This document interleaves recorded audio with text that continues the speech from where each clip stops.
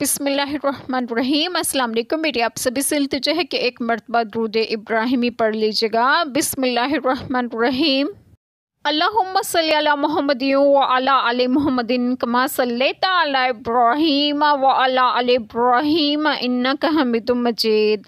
اللہم بارک علی محمد وعلی آل محمد کما بارکت علی ابراہیم وعلی آل ابراہیم انک حمید مجید۔ بسم اللہ الرحمن الرحیم۔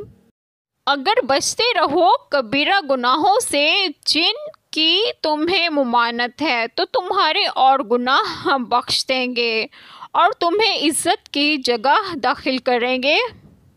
بسم اللہ الرحمن الرحیم۔ آج بات میں آپ لوگوں سے ڈسکس کروں گی وہ یہ ہے کہ آیت کریمہ میں ہے کہ اے انسان، اگر تم بچتے رہو کبیرہ گناہوں سے جن کی تمہیں ممانعت ہے اور جن پر وعید آئی ہے، یعنی وعدہ عذاب دیا گیا، مثلاً قتل، زنا، چوری وغیرہ تمام گناہ کے، تو تمہارے اور گناہ صغائر بخش دیے جائیں گے۔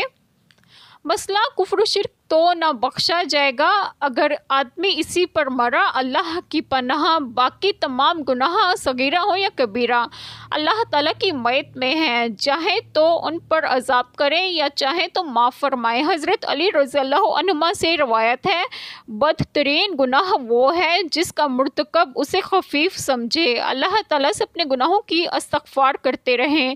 ایک حدیث مبارکہ میں ہے کہ یعنی گناہ کو مقرر بجا لانے کی صورت میں وہ گناہ صغیرہ نہیں رہتا اور استغفار کی صورت میں گناہ کبیرہ نہیں رہتا۔ اللہ تعالیٰ ہم سب کے تمام گناہوں کو معاف فرمائے اور ہمیں صراط مستقیم کی راہ پر گامزن کریں، اور آپ سب کو آپ کے گھروں میں خوش و خرم رکھیں اور صحت و تندرستگی بھی دیں۔ آمین۔ جزاک اللہ خیر۔